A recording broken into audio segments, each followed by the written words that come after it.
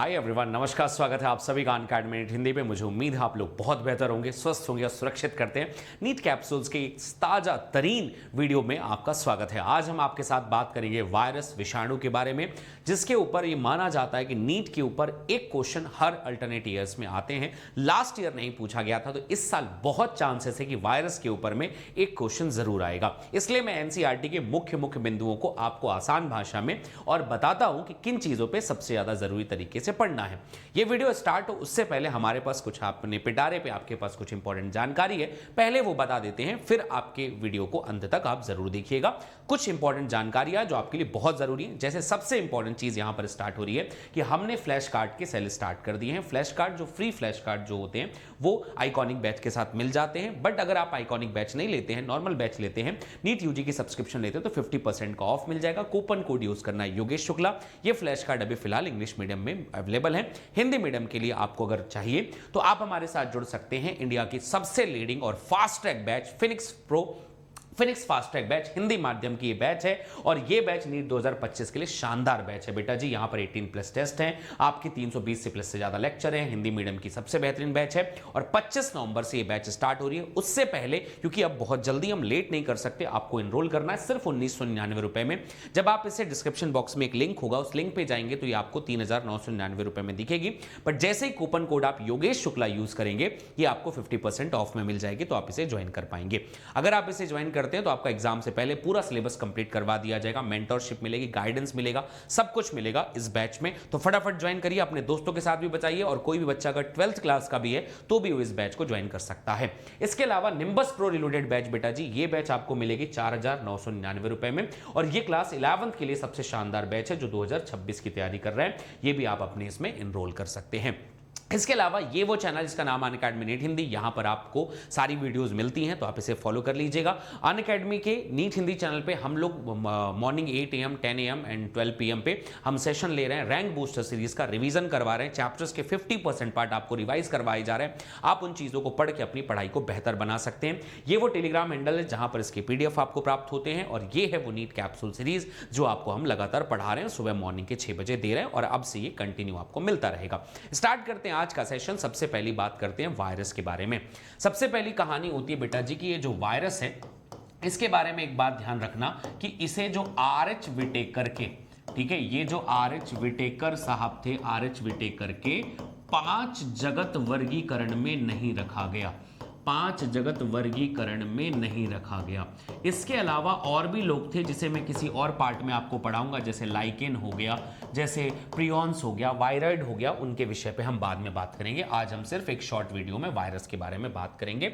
RH Whittaker के 5 जगत वर्गीकरण में नहीं रखा गया क्योंकि इसके अंदर उतने सारे कोशिकीय गुण नहीं थे। शुरू करते हैं इस टॉपिक की कहानी को, और एनसीईआरटी के अकॉर्डिंग ही पढ़ाता हूं ताकि नीट में जब आए तो हूबहू शब्द आपको याद रहे। ठीक है, सबसे पहली बात, वायरस जो होते हैं बच्चे, ये वास्तविक जीव नहीं है।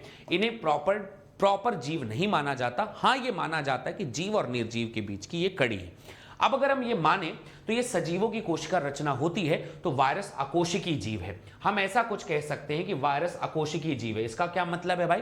मतलब जीवों जैसा गुण थोड़ा थोड़ा तो प्रदर्शित करता है, पर इनके पास कोशिका नहीं है, दैट्स वाई ये अकोशिकीय जीव है। क्या ये निर्जीव है? नहीं। क्या ये जीव है? नहीं।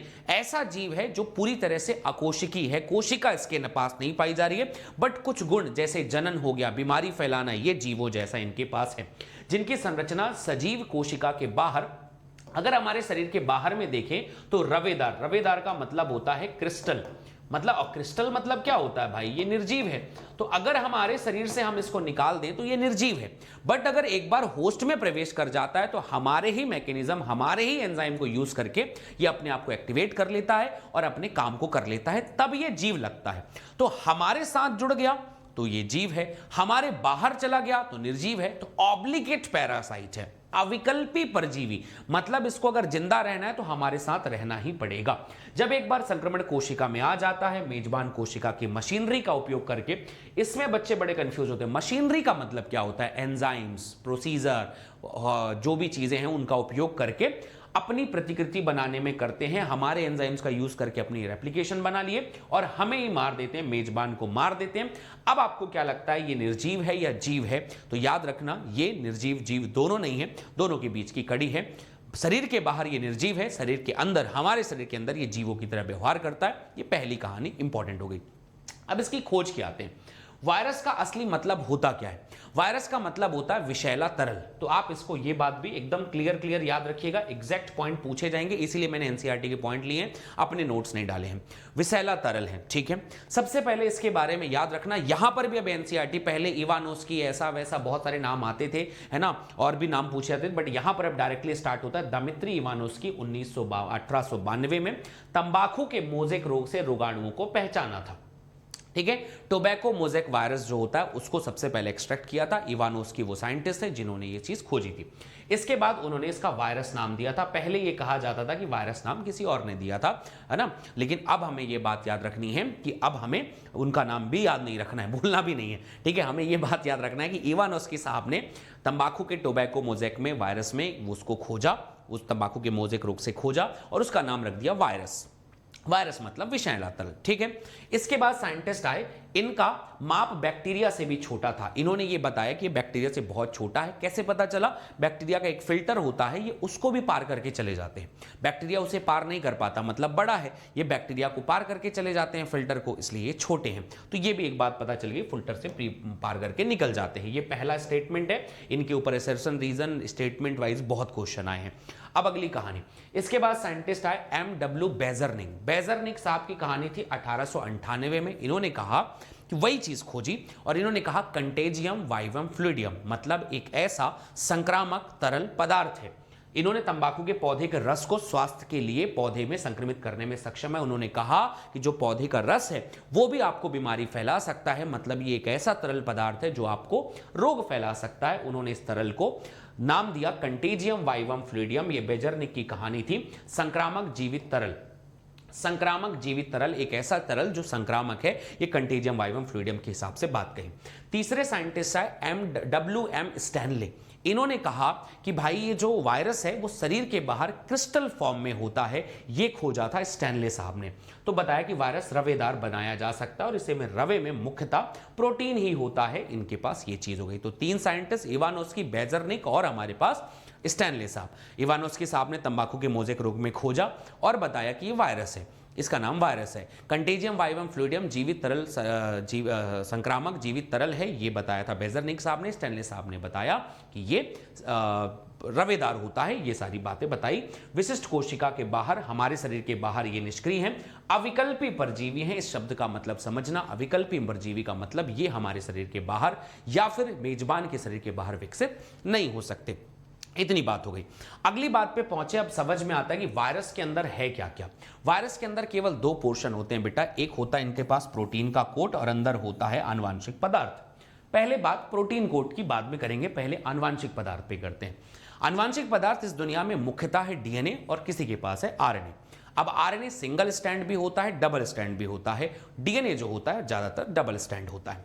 तो इनमें से ये जो वायरस है जिसको जिसको बीमारी फैलाता है उस आधार पर तीन टाइप में है। अगर वायरस के बारे में बात करें तो वायरस तीन लोगों को बीमारी फैलाता है, या तो बैक्टीरिया को मारता है लाइक बैक्टीरियोफाज, या फिर प्लांट्स को मारता है, और या तो फिर एनिमल्स को मारता है। ये तीन लोगों को मारता है।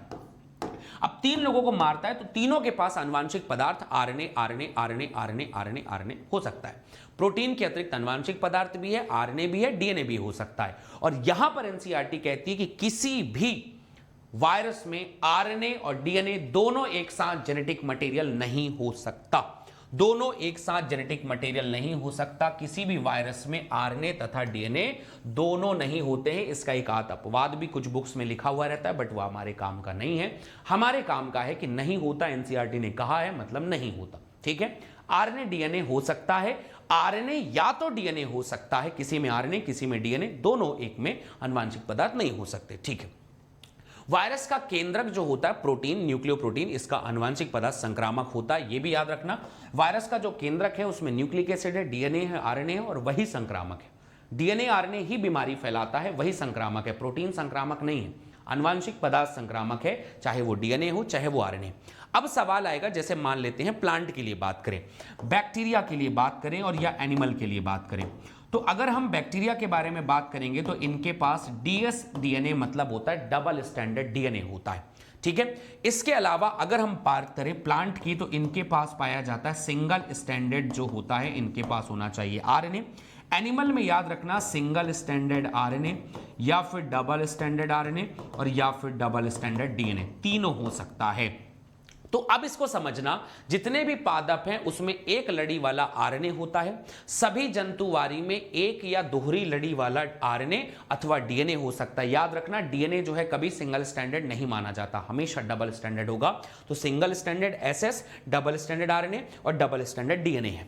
प्लांट के सिंगल स्टैंडर्ड आरएनए है। और बैक्टीरिया फाइज जो होता है, बैक्टीरियल वायरस जीवाणु भोजी के बारे में बात किया जाएगा, तो इनके पास में ये पाया जाएगा, जिनके पास में भी हो सकता है और संक्रमण करता है, इनमें दोहरी लड़ी वाला डीएनए पाया जाएगा।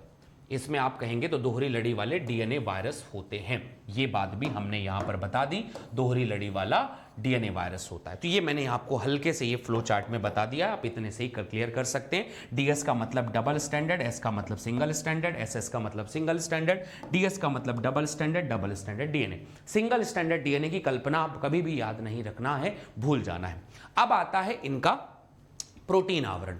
प्रोटीन आवरण होता है, अलग अलग तरीके से संरचना होती है। प्रोटीन के आवरण में दो चीजें होती हैं। एक तो सबसे पहला कहते हैं कि इनके आवरण को कैप्सिड कहते हैं। एनसीईआरटी में एक डायग्राम है, आप उस डायग्राम को देख लीजिएगा, मैंने उसमें डायग्राम नहीं डाला है। आप उस डायग्राम पे जाएंगे तो आपको दिखेगा कि एक ऐसी संरचना गोल गोल गोल गोल गोल गोल गोल गोल दिखी रहेगी और उसके ऊपर की तरफ में ऐसा एक आवरण पूरा भरा हुआ रहेगा, ये पूरा आवरण भरा हुआ रहेगा। इस पूरे भाग को हम कहते हैं कैप्सिड। ये कैप्सिड की एक इकाई है जिससे ये मिलकर बना हुआ है, नाम है कैप्सोमियर और अंदर अनुवांशिक पदार्थ है। तो बाहर आपको याद रखना है कि प्रोटीन जो होता है वो एक पूरा आवरण है जिसे हम कैप्सिड कहते हैं, ये कैप्सिड है। और यह जिससे मिलकर बना होता है छोटी छोटी इकाइयां, उसे कैप्सोमियर कहते हैं। ध्यान से सुनेंगे, एकदम एक बार में क्लियर हो जाएगा, ठीक है। इसी कैप्सिड के अंदर न्यूक्लिक एसिड भरा हुआ होता है, अलग अलग तरीके के होते हैं। ये कभी कभी कुंडली होता है, ज्यामिति अलग अलग आकृति के होते हैं। अब आता है वायरस से बीमारी कौन सी फैलती है। वायरस से अनेकों बीमारी है, जैसे मान लेते हैं मम्स हो गया, स्मॉल पॉक्स हो गया, हर्पीज हो गया, इन्फ्लुएंजा हो गया, नामक रोग हो सकते हैं। ये खास बीमारियां, मम्स, चेचक, हर्पीज, इन्फ्लुएंजा। ह्यूमंस में एड्स इसी से फैलता है, वायरस के साथ फैलता है। हमें जो है कोरोना इसी से फैला था, ह्यूमंस के क्लियर हो गई। अब प्लांट्स पे बहुत पूछा जाएगा। बैक्टीरिया में बैक्टीरियोफाज से मारता है और आता है प्लांट्स में। पौधों में सबसे इंपॉर्टेंट मोज़ेक बनना, पत्तियों का मुड़ना, कुंचन, पीला होना, सिरा स्पष्टता, बौना तथा अवरुद्ध वृद्धि। अब ये ऐसी बीमारियां जो आपको याद नहीं, ये कोई बीमारी है, रुक जाना, बढ़ जाना, पीला हो जाना, फिर भी आपको याद रखना पड़ेगा कि जनाब इनके पास में मोज़ेक बनना, पंक्तियों का मुड़ना, संकुचन होना, बौना होना, सिरा स्पष्टता, वृद्धि का रुक जाना, ये सारी बीमारियां जो होती हैं वायरस से फैलती हैं। और कुछ इस तरीके से वायरस के ऊपर लिखे हुए एनसीईआरटी के सारे पॉइंट मैंने आपसे डिस्कशन कर दिए। इतनी चीज़ों का एक शॉर्ट नोट बना लीजिए, कॉपी में याद रखिए। वायरस यहाँ से कंप्लीट हुआ, एक क्वेश्चन जो आने की संभावना हो सकती है वो हम कंप्लीट कर सकते हैं। अगर मैं ऐसे टॉपिक बात करूं तो एनसीईआरटी में लगभग ऐसे 700 से 800 टॉपिक हैं जो अगर टॉपिक वाइज भी पढ़ लिए जाएं तो आपकी बायोलॉजी में 360 में से कम 340 नंबर आराम से ला सकते हैं, ठीक है। Thank you so much guys, love you all, bye bye, thank you so much, bye bye.